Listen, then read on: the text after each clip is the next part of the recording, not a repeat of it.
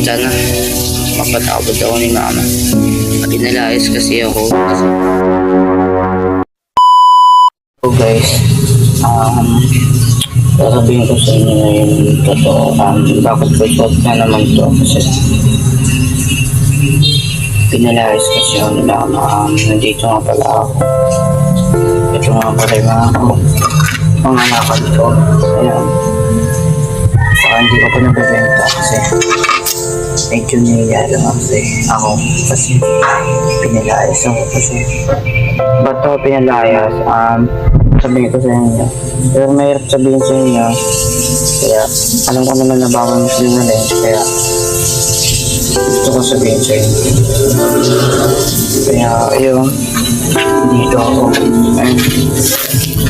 dito ko natutulog kagabi dito ko natulog kasi kaya ako pinalayas guys. Hindi na po kasi yun. Hirap pala pag pinalayas. Kasi saan ka matutulog sa mga lakad. Wala kang makakain. Kaya ngayon tanghali na. Ang init pa. Kaya ito na ako. Yun. Sasabihin ko na sa inyo yung totoo. Pinalayas kasi ako kasi sinungaling ako. Kaya may hapon ko siya kasi naiwan sa akin yun siya. Saka pinasabi niya wala. Pinalayas agad ako. Galit kasi sa akin. Ayoko lang kayo kasi sana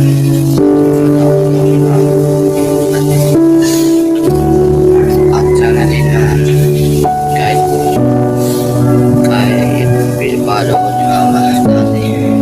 Mahal ko siya. Ano din. Pawis na nga ako. Hindi lang alam na. So kaya hindi ko alam kung saan ako maliligo. Hindi ko alam kasi na-experience ko. Saka pipenta ko na mamaya. Saka para kumita na din ako. Para makakain na din ako. Saka nagulat din ako para update sa inyo. Saka para dagdag kita din. So kaya hindi ko alam kung makakapag-vlog pa ako kung short video na lang muna sa pangalakad. Bibigyan na lang ako pangalakad. Hindi pa ako makaka-video kung nakakalakad kasi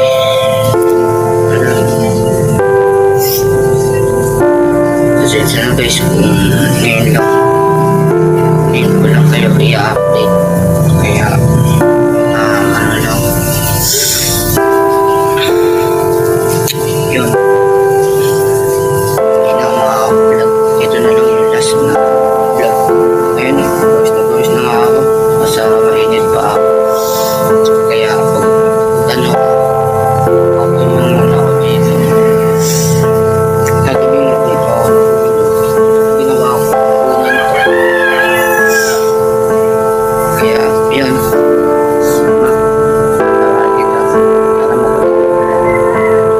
mga tao naman din lahat naman ang nagkakamali sana makabalik pa ako dyan para makapag-vlog pa ako saka makapagkita alam ko naman nababawi ako sa'yo pero pasensya na hindi ko na talaga gagawin na makapagsinungaling ako sa'yo. Promise, hindi ko na talaga ako gagawin na makapagsinungaling sa iyo. So guys, pipenta ko na pala ito.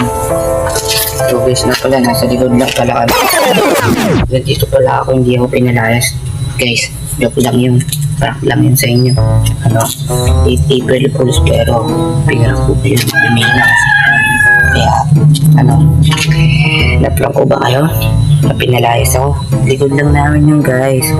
Kaya ito, bebenta na namin yan. Kaya pinilog ko para din may vlog ko. Yan, pinaparang ko kayo. Pasensya na. Nag-vlog pa ako bukas guys. Wala yun, di totoo yung mga sinasabi ko kasi prank lang naman yun sa inyo. So yun lang guys.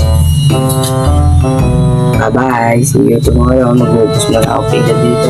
Mapitong tao, hindi ako pinapalayas ng mama ko. Kaya, yun. Lang. Bye. Sa susunod, totoo na. Hindi lang. Hindi naman magiging totoo kaya. Sa mga manonood dyan, huwag kayong magsinungaling sa mga magulang nyo. Baka kasi, hindi na magawa ng magulang nyo. Baka, makapag lumayas din kayo. Kaya, ingat-ingat lang kayo. Kaya, huwag kayong magsinungaling sa magulang nyo para hindi kayo hindi kayo lumayas. Kaya, magsisisi naman kayo sa huli kung ginawa niyo yung pagsinungaling. Kaya, ako nga, magsisisi nga ako. Pero parang naman yun sa inyo. Kaya, paalala lang guys, wag po kayo magsinungaling sa mga nanonood ng mga bata. Huwag kayo magsinungaling sa mga matatanda. At huwag kayo matakot magsabi na totoo kasi pag nagsinungaling kayo, lalayas kayo, pero wala kayong makakakain, saka wala kayong matitirahan. Kaya mangangalakal ka lang ayun.